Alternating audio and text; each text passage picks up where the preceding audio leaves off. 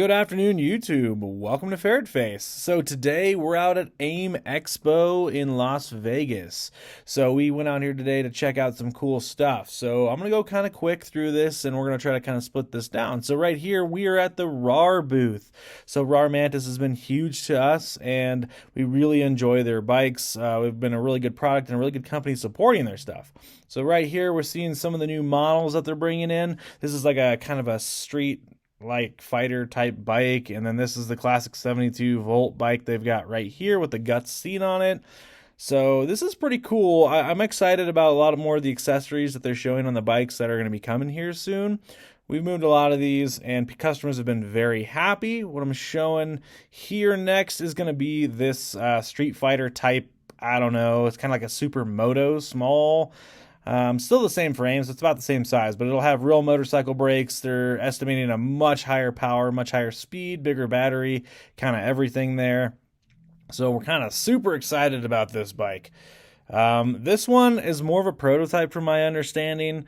They're still looking at exactly what power and suspension stuff they want to do for it. I really love the racing type stuff they've got on it. I think these will be really cool. I like that they're fitting real motorcycle style brakes on here. The motors were definitely different. It's cool stuff. So here's the Mantis street legal version. So we'll be getting this one, I believe, somewhere in June is when they'll start to ship. So this will probably be very popular. But we're going to be looking at, this one will be fully DOT legal. You can plate it in all 50 states. So if you've got a motorcycle endorsement of any sort, then you can ride this on the street. That'll be pretty awesome. You'll have to have insurance on it. You'll have to have, all the usual things that you have to deal with on these. So next, we're moving on to Arctic Leopard here. So Arctic Leopard is really a cool brand that's up and coming. There's some of the specs there. Feel free to pause. But this one is an Ultra B competitor right here. I want to replace our Ultra Bs because I'm so tired of dealing with Suron and all the mess that is with shipping and everything else, right? So that bike right there has some really cool specs. These are going to have real enduro, long range, kind of a little bit cheaper alternative to something like these Starkvarg. So 10,000 up thereabouts is about the top price for that black one there, and you're looking at basically the equivalent of 53 horsepower. So cool stuff. We're going to look at the KKE booth right here. So they got a Ultra B decked out. Kind of a cool segue to look at that bike versus some of the others. KKE makes some cool stuff. We've bought some of their wheels, and of course the suspension on some of the bikes is coming a long way. I think it all depends on how manufacturers configure them. But KKE has a lot of options for forks, wheels, and some other things. So here's a Light BX with some of their stuff all pimped out on it. I'd love to see a little bit more ability to revalve some stuff with KKE. Here we go at Rocky Mountain ATV. They didn't have a lot of stuff that we would have liked to probably have seen. They were very heavily focused on side-by-side stuff. Few other things out there, but very generic. Rocky Mountain ATV has been good to us. We order stuff from them all the time. They got lots of parts and bits and pieces and everything. So we've been very happy with like the Tusk brand and tires and some other things. So it was a huge shout out from us. We really enjoy their stuff. They're moving to a new model for pricing and stuff that's going to help us dealers out. So I'm excited about that because right now the margins for us as a small dealer to order stuff is pretty terrible. It makes us not want to advertise their stuff. There's not a lot of money in it. So as we can move up and not just be a service for them, we'll be happy to carry more of their items in our store as that goes along. Our really biggest complaint is that, hey, 10%, that's not enough to really make margins on anything when I'm competing with you as a seller. So kind of funny. RAB Conda, we like the RAB Condas here. They're pretty awesome tire changers. If you have not looked at them, go check them out a little bit more. I think we've got some videos. That's a classic tire changer there. We use the heck out of it in our shop. We sold numerous of them. Street tire changer, not sure if we're going to add one, but if you do street bike stuff quite a bit or changing tires for the track, that might be interesting to you or dealer. So feel free to reach out. We can probably, work with some sort of a dealio on there. And then over here, I think I'll show it here in a second. We have the mini tire changer. I guess for small bikes, maybe this will work for e-bikes better.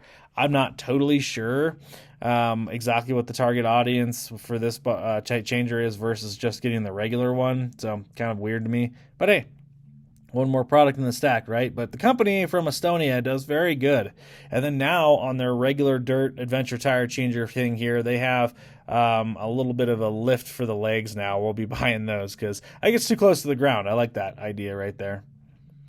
And go wow, these guys have been annoying me for months and months, and now that I've seen the bike in person, I already didn't like it. I like it even less. This is in my opinion, a rip off of a cake, and not very well built for the type of riding that you would do around here. So yeah, I mean, they had a cool display. They were respectful, and I wish them well, but our clientele is more in the real dirt bike arena, and this thing would just get torn apart.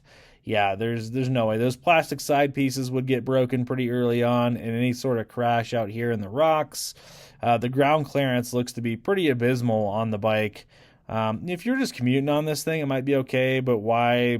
I don't know. I don't see any reason why you'd want to really, I don't even like the looks of it. It's just really not that great. I did a lot of video footage here simply because we were interested in it. I just think that shock placement's also not in a good place. They really struggled to get the battery out of there, which was pretty funny. You got all the employees there and everybody else, and they can't get their own battery out of the bike. I thought that was mildly entertaining. And they sometimes can be tricky. Their battery pack and how they slide it in there, they can basically manage a massive battery through all of this. So good for them. I mean, I know there's some cool features on the bike. I just think it's horrendous, and I think our customers think it looks horrendous. So, yeah, Emily at Go Wow, I'm really sorry, but I don't think we're ever going to carry this. Plus, we're a small shop. We got to be kind of picky on what we sell, and we're dirt bikers. We got to stay true to who we are and who our clientele are. I can't carry everything, and this brand is just not something I think I'm gonna want to play around with a whole lot. Did I ever get them actually getting that out of there? I think I showed some specs on it over here too. Some of their swag, which I don't think I brought any of it home because we just weren't gonna keep it. On paper, these bikes always look decent on paper, so it's all about when you actually get on them and ride them that you kind of feel the difference. But I think that's probably about it for the lovely Go Wow here. Yeah, it's kind of a fascinating little bike here. All right, so now we're in the COVE booth. So COVE is, of course, owned by USA Motor Toys, which does GPX Moto. Awesome. The COVE adventure bikes are really getting big out there. Right here, I believe, is the 450. If you haven't checked out these Dakar-style bikes with all their tanks and electronics and whatever else, I think it's pretty cool, especially if you're going to get into racing this kind of stuff.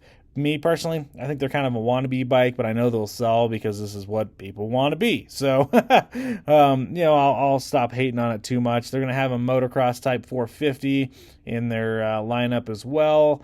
I'm less interested in that kind of stuff. We mostly get trail riders, so it's not as interesting to me.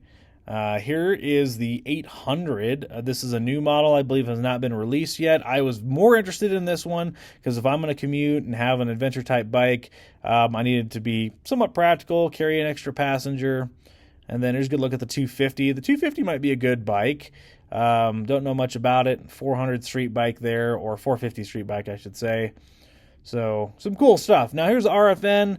You know what? I've been looking at selling and getting some RFN directly from China for some time now.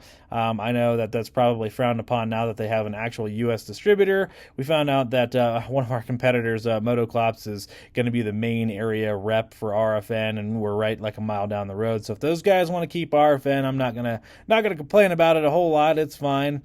But the bikes do look pretty sweet. This is what the Beta Explorer is. I think, they have a max power output of 12 kilowatts. Kind of cool. The U.S. market distributor seems to be kind of slow to getting the bigger 45 amp hour battery, which is kind of a bummer because we've already been able to get those ourselves for a while.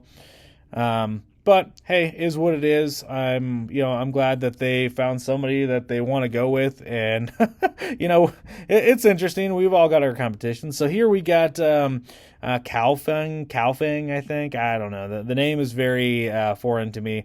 It's kind of a hard sell on the name, I think. But they've had the F80 for a little while. This is a sweet little bike. They're running it in a mullet setup with a 1916 setup.